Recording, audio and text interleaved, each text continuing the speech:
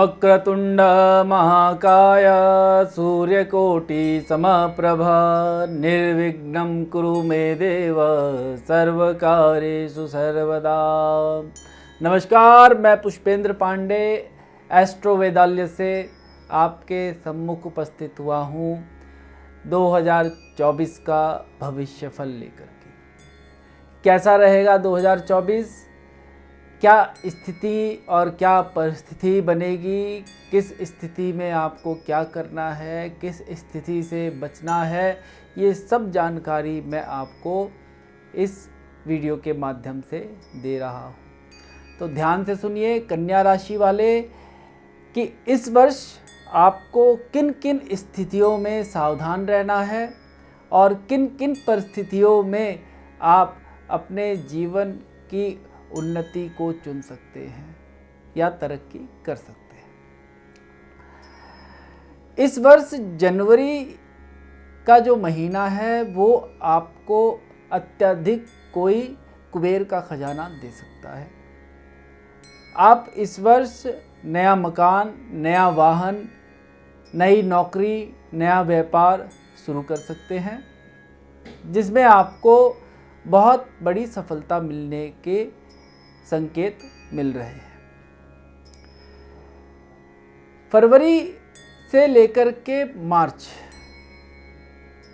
इन 2 महीनों में आपको अपने कार्य क्षेत्र, अपने व्यवसाय क्षेत्र में थोड़ा सावधानी से निवेश करने की आवश्यकता है। और यदि आप इन 2 महीने में कहीं नौकरी बदलने की सोच रहे हैं तो कतई इस नौकरी को बदलने से बचें, अन्यथा आगे आपको हानि हो सकती है।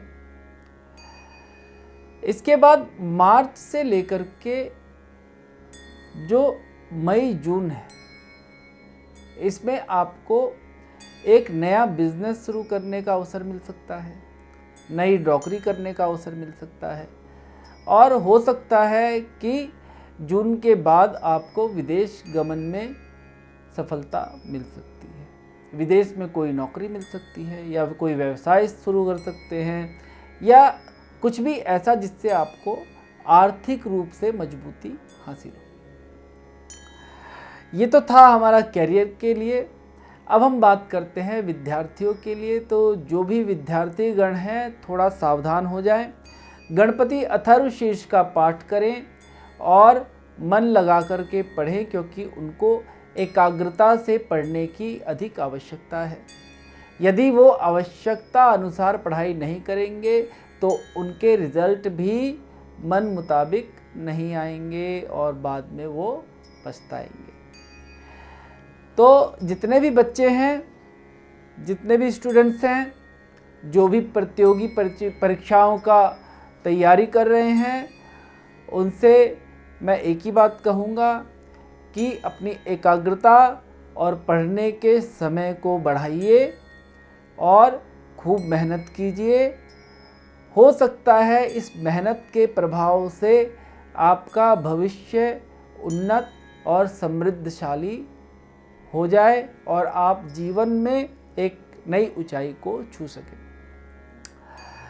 कन्या राशि वाले जितने भी स्टूडेंट्स हैं जो साइंस से रिलेटेड हैं, वो किसी शोध कार्य में लगे हैं या वो जो किसी इंजीनियरिंग फील्ड में लगे हैं, उनको किसी प्रकार की सफलता मिलने के संकेत मिल रहे हैं।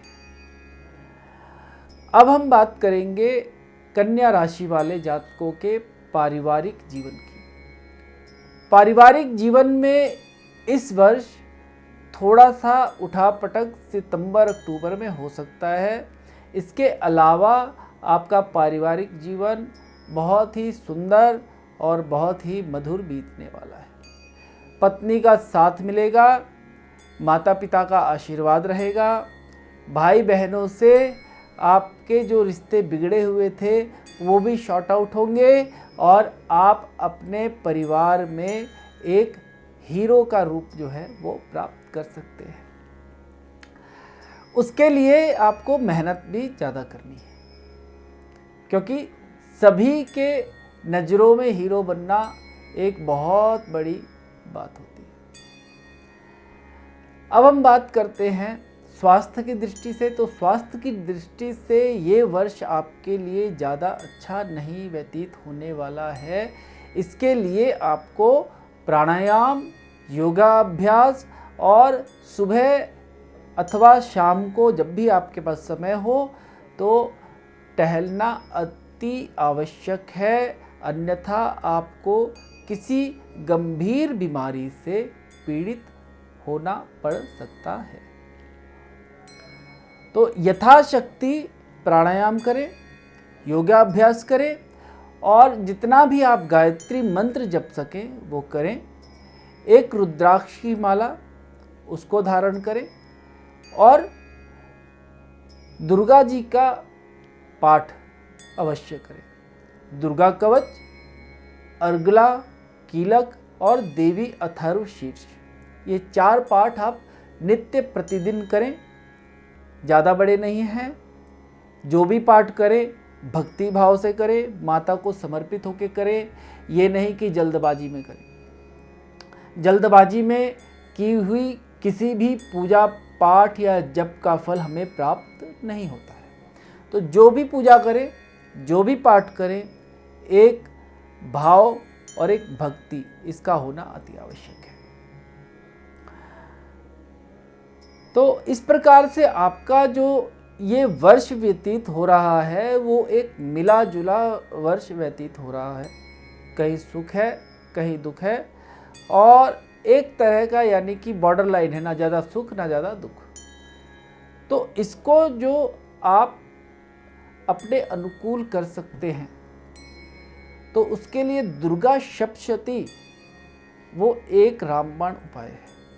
माता की शरण में, शक्ति की शरण में जाइए, शिव की शरण में जाइए। उनके पाठ और उनकी भक्ति के द्वारा आप इस वर्ष और अपने पूरे जीवन को सुखमय बना सकते हैं। आशा करता हूँ आपका ये वर्ष अति उत्तम सुखमय हो और ईश्वर की अनन्य भक्ति और कृपा आप पर बरसे। नमस्कार।